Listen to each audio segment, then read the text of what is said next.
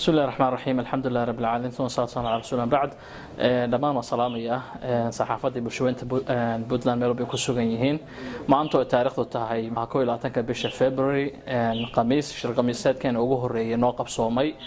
حرونتا مدحتوية الناشر قدوميني مدحوينها sidoo kalena joogeen madaxweyne ku-xigeenka iyo golayaasha wasiirada shirkan oo ku saabsanaa marka hore uu yahay hordhac shirarka ugu horeeya soo socon doono la wasaaradda ajendaha inoogu jireen madaxweynaha ayaa noo furmay oo siiyay muxuu ahaa dardaaran wasiirada iyo sida la rajeenayay inuu u shaqeyso dawladda cusub uu ka hadlayay inay hufnaan jirto in sidoo kale la hagaajin doono habka ee wasaaradaha u wada shaqeyn doonaan sidoo kale wasaarad walba dib loo eegi doono shaqadeeda oo qayaxan si ay muxuu ahaa u dhicin isku dhac dhanka muxuu ahaa shaqo sidoo kale madaxweynaha wuxuu ka hadlay in muxuu ahaa wasaaradaha lama taaneeyo si ay wada shaqeyn karaan isugu aadan yihiin loo kala saar arrimo bulsho arrimo amni arrimo muxuu ahaa sida isugu aadi karaan insha Allah loo soo sameeyo ee noqdaan gudiyo markii arrimaha loo baahdo degdeg ka wada shaqeeyo iyo sida loo horumarin lahaa sectorka mise qaybta ay u horumarin lahaayeen madaxweynaha sidoo kale wuxuu ka dardaarmay inay ku saleysan tahay Puntland dawladnimadeeda oo ahayd dheedbada loogu aasay inay tahay doonida muxuu ahaa hirgelinta nidaamka federaalka sidoo kale raadintii midnimada Soomaaliyeed in lagu shaqeeyo arintaas ay tahay hadafka ugu weyn oo Puntland lagu aasaasay ahayd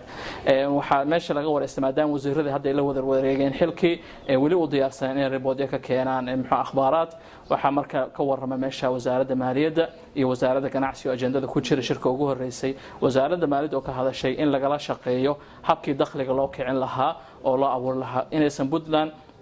waxa la rajeynay qarashka la rajeynay waxa soo xaroodo inaysan isu dhidmin oo wax badan u dhaxeeyaan farqi weyn sidoo kale wasaaradda ay ballan qaadayso inay waxay noqon doonaan wax cad oo transparent oo la wadaagay hadii jeer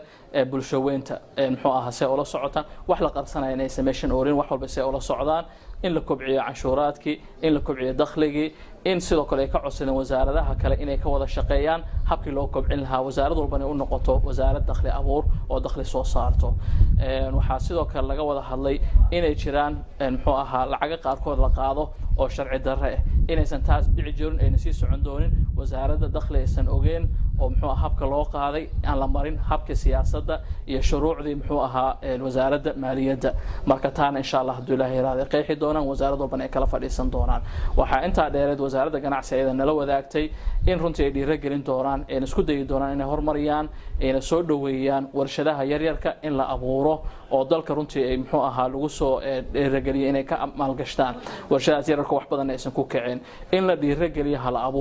abuurka meel walba in la tago degmooyinka la tago la dhiirigeliyo hal abuurka si loo raadiyo maalgashi ee u noqoto shaqo abuur dhalinteena runtii maanta shaqo la'aanta meel badan la fadhiya Puntland in la kobciyo taan waxay kobcinaysaa sidoo kale dakhliga marka insha Allah haduu Ilaahay raad inaadaas bay ahayd runtii inaad inta ugu muhiimsanayd aan ka wada hadalnay maanta shirka khamiislaha wixii kale insha Allah waxa ku arki doontaan ayadoo qoraal soo baxday wabillahi tawfiiq